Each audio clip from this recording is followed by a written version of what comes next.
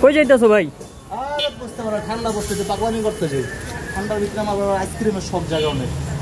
খাবি নি? আইসক্রিম খাবি না? লো খাই। আইসক্রিম খাবি ঠান্ডার ভিতরে?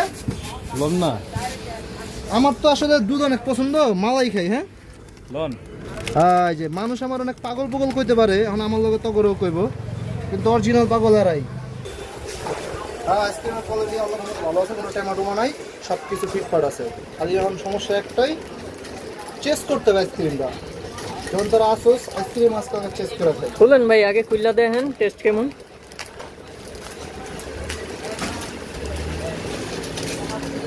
যেটাকে অভিযোগ পাই গেছি, ঠিক আছে।